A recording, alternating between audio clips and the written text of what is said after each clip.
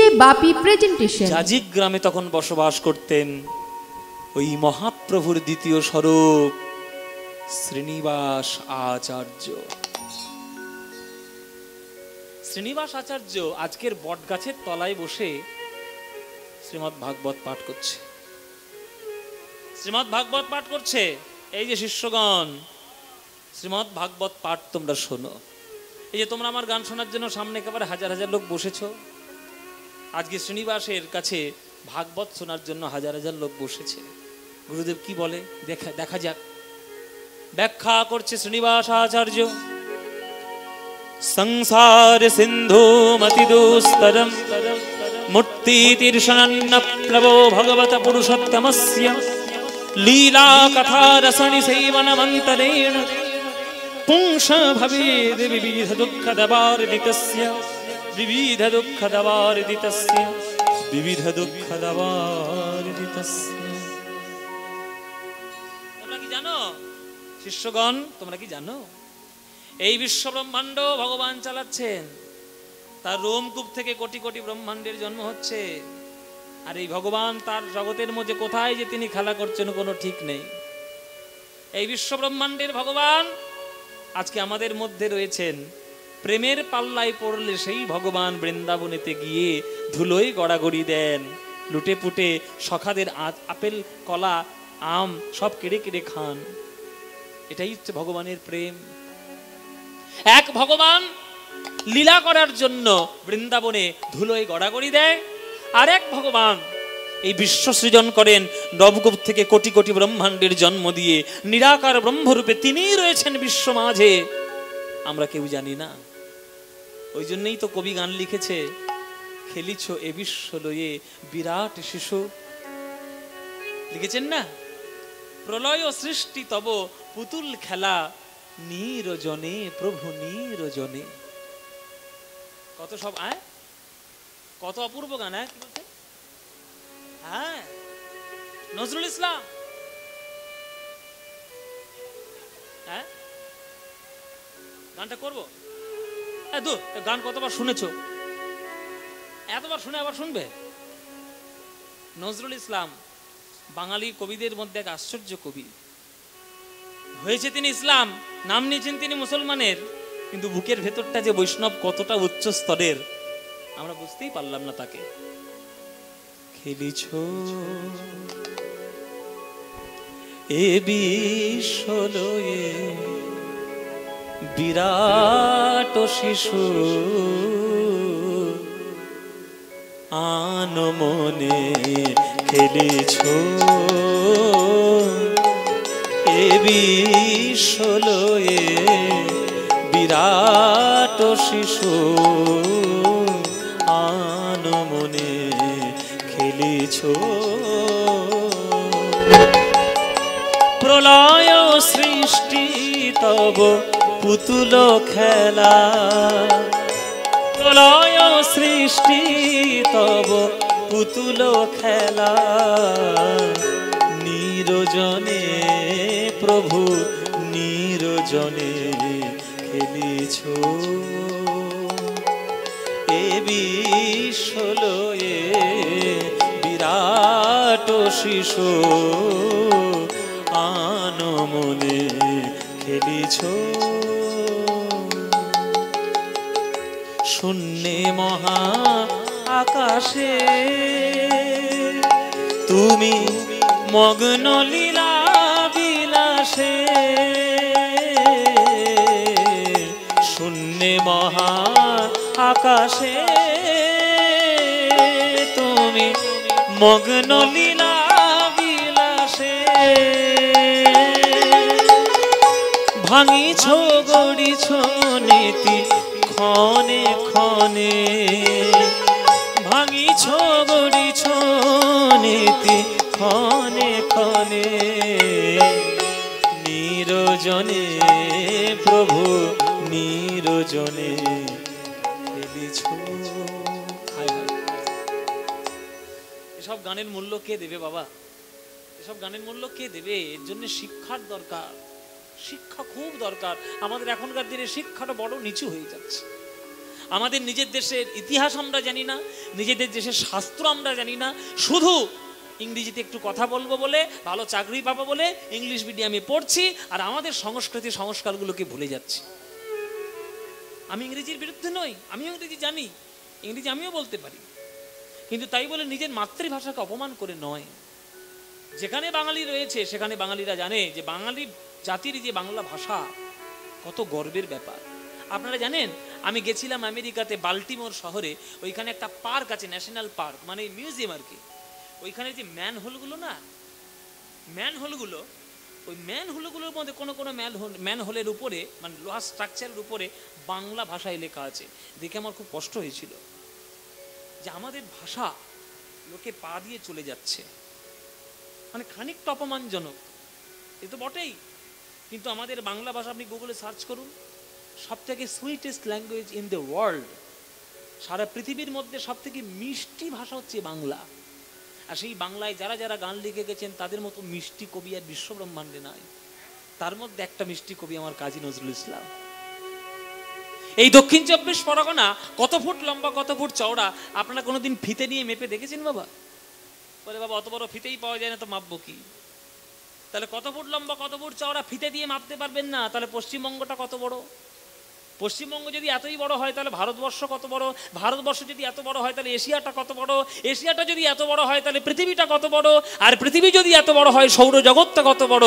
আর যে সৌরজগৎ ভগবান সৃষ্টি করেছেন ব্রহ্মাণ্ডটা, সেই ভগবানটাই বা কত বড়?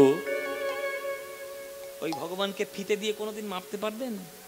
তারকার বিশোষে খেলো না তব হে উদাসী, পড়িয়া আছে রাঙা পায়ের কাছে রাশি রাশি তারকার বিশোষে খেলো না তব হে উদাসী, পড়িয়া আছে রাঙা পায়ের কাছে রাশি রাশি নিত্য তুমি হে উদার,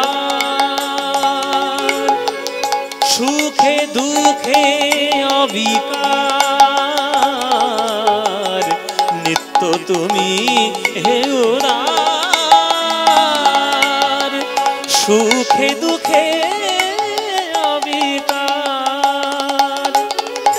হাসিছ খেলিছ তুমি আপন সনে, হাসিছ খেলিছ তুমি আপন সনে, নিরজনে প্রভু নিরজনে খেলিছ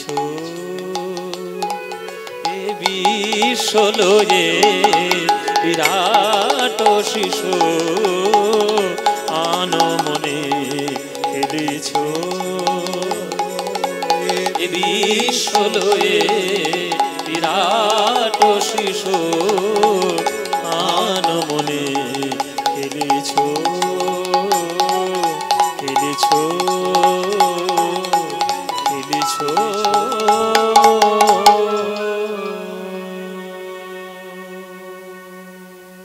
কাজী নজরুল ইসলামের গান। শ্রীনিবাস আচার্য বোঝাচ্ছে যে এই দেখো, এই যে জগৎ সংসারটা, এটা বিরাট বড় সংসার।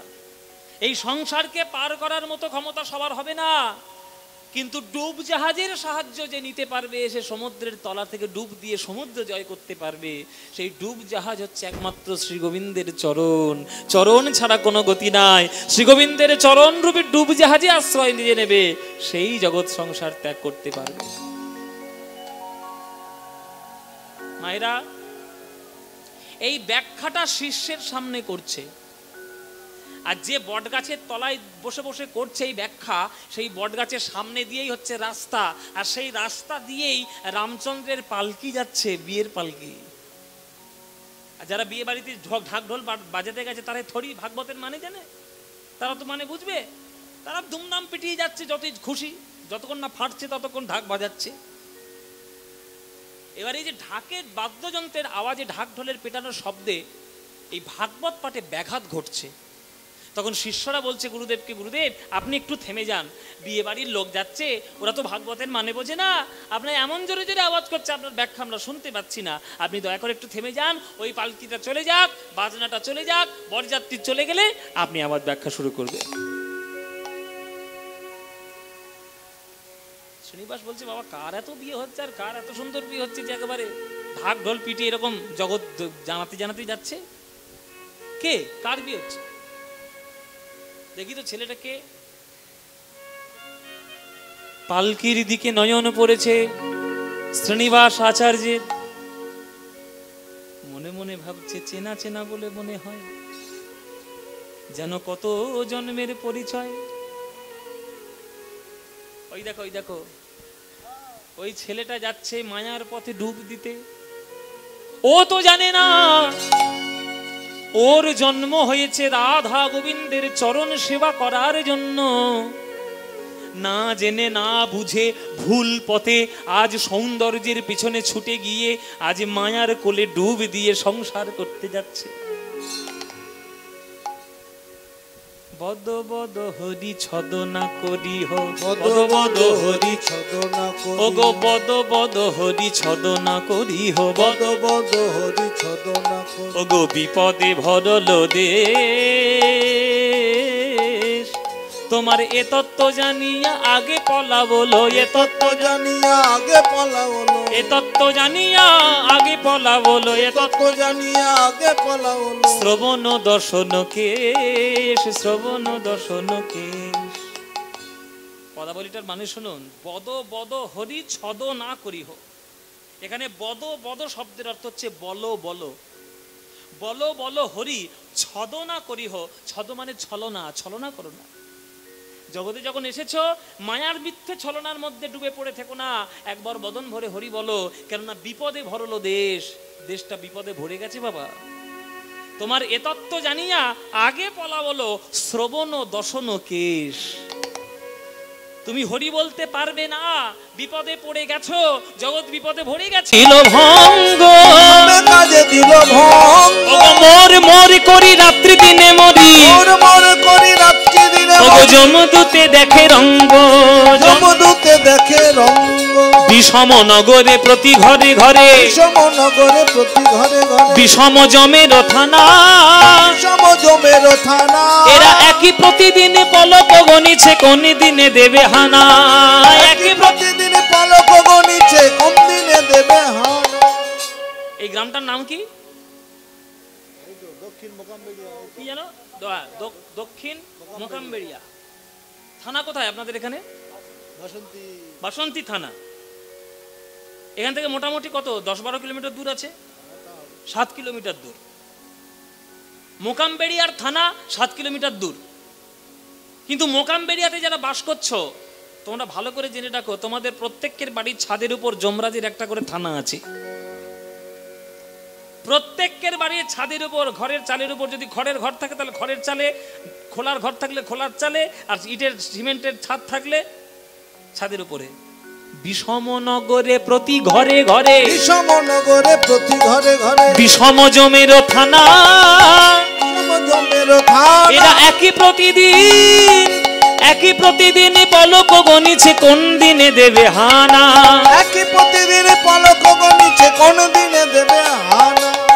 এরা একই প্রতিদিন পলক গনিছে, কোন দিনে দেবে হানা। মায়েরা, পদ্ম পাতার উপরে যদি একটা জলের ফোঁটা ফেলে দেন, পদ্ম পাতার উপরে জলটা টলমল টলমল টলমল টলমল করবে, কখন পট করে কোন দিকে পড়ে যায় কেউ জানে না। তেমনি আমাদের দেহটাও হচ্ছে একটা পদ্ম পাতা, আর প্রাণটা হচ্ছে সেই পদ্ম পাতার উপরে জলের মতো বিন্দু। এখন এপার করছে ওপার করছে, মোটামুটি আছে, কখনো পড়ে যাবে কোন দিকে কেউ জানে না। তাই যখন যায়, যেদিকে যাই আর যেমন ভাবে যায়, যেন গোবিন্দ চরণে চলে যায়। আজকে তোমরা সামনে দাঁড়িয়ে দেখছো পদ্মপলাশ গান গাইছে, কালকে যদি মরে যাই, কালকে যদি মরি, আপনারা বলছেন ভগবান বাঁচাক, আপনারা তো চাইবেন যে বেঁচে থাকি, কিন্তু উনি তো চাইবেন না। কপালে যদি আমার লেখা থাকে বাবা, এক্ষুনি গান করতে করতেই হার্ট অ্যাটাক করে মরে যেতে পারি। হ্যাঁ, কেননা আমাদের নিঃশ্বাসে কখনো বিশ্বাস নাই। এই আছে এই নাই, এক্ষুনি থাকবে পরক্ষণে থাকবে না, কোনো ঠিক নেই। বিষমনগরে প্রতি ঘরে ঘরে বিষম জমের থানা, এরা পলক গুনছে, মুহূর্ত গুনছে, কোন দিনে দেবে হানা, কোন দিনে দেবে হানা, কোন দিনে দেবে হানা, এরা কোন দিনে দেবে হানা। শোনো শোনো, এত বড় বড় কথা বলো না, আসলে দাঁড়িয়ে দাঁড়িয়ে যাও। এই এই এই আছে এই প্রতি বছর গান করতে আসলে বড় বড় জ্ঞানের কথা। আমার ব্যাংকে কত টাকা আছে জানো? কত টাকা আছে জানো? ও মায়েরা কত টাকা আমার ব্যাংকে আছে জানো? বলবো কেন? আমার ব্যাংকে কত টাকা তোমার বলবো কেন? আরে আমার প্রত্যেক মাসে 3 কোটি টাকা ইনকাম। হ্যাঁ, আরে আমার 100 বিঘে জমি তো। হ্যাঁ, সুদে কত টাকা খাচ্ছে কোনো ঠিক নেই। হোক নাকি ব্যাংকে কত টাকা খাচ্ছে ঠিক নেই। প্রতি মাসে 3। আরে বাবা তাতে কি বলে তোমার টাকাতে তুমি আমাদের কাছে গল্প করছে কেন? বলে না, গল্প করছি এই কারণে, যার কাছে এত টাকা তার আবার মরণের ভয় কি। হ্যাঁ বাবা, তোমার মতো কত লোক এলো আর গেল। বড় হসপিটালে, হ্যাঁ বলে বড় হসপিটালে ভর্তি করবো। আমার ছেলে 4খানা ছেলে, আমার 4টে ছেলে। আরে কাঁধ দেওয়ার জন্য যথেষ্ট। কত বড় বড় হসপিটালে যোগাযোগ আছে জানো? দাদা সুতো যারে আপনা বলিছ, দাদা সুতো যারে আপনা বলিছ, দাদা সুতো যারে আপনা বলিছ, দাদা সুতো যারে আপনা বলিছ, এরা সকলই নিমের তিতা।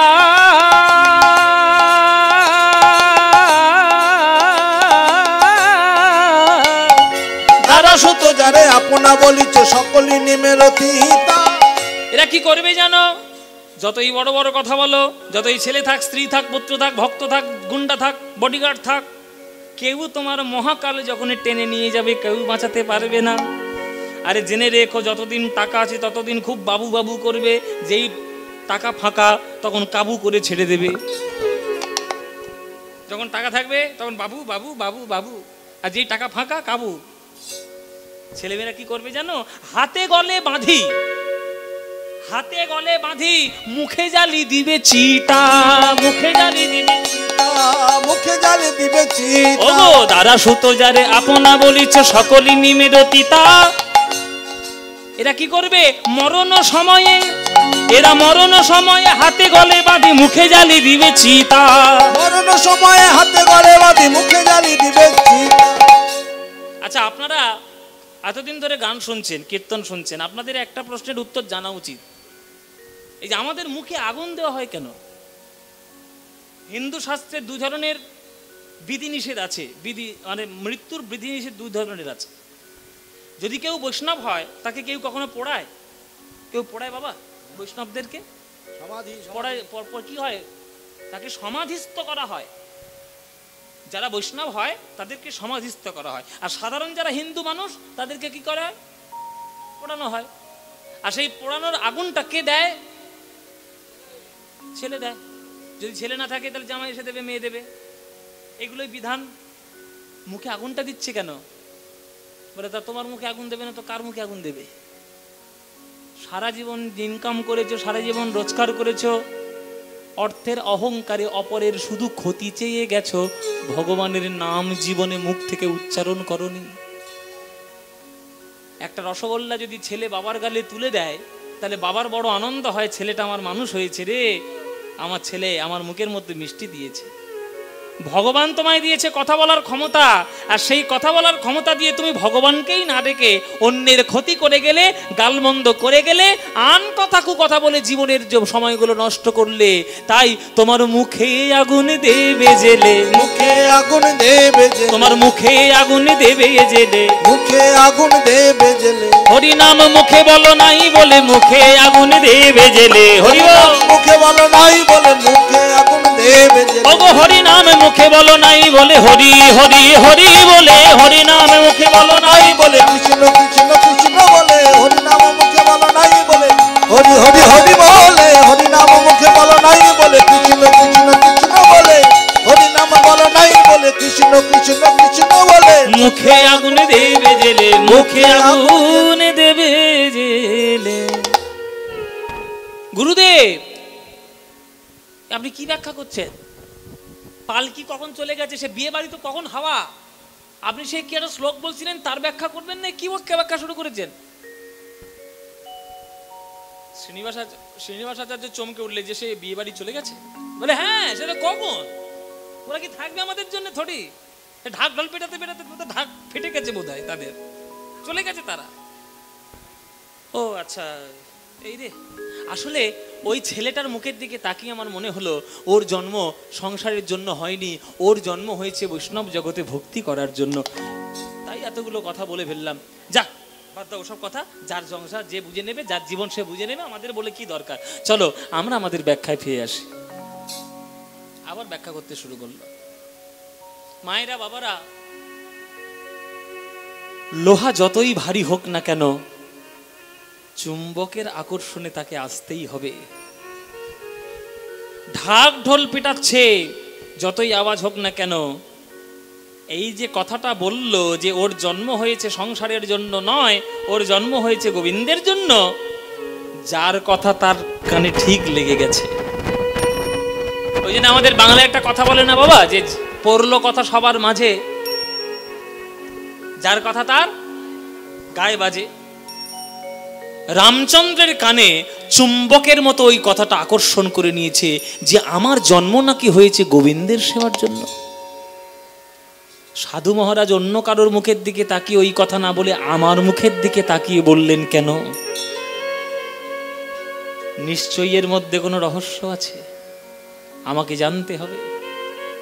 কিন্তু এখন তো কিছু বলা যাবে না, বিয়ের সময় চলছে, এখন উৎসবের সময় বলা যাবে না। বাড়িতে ফিরে এলো, কাল রাত্রি গেল, পরের দিন ফুলশয্যা, পাড়া প্রতিবেশীরা নিমন্ত্রণ খেতে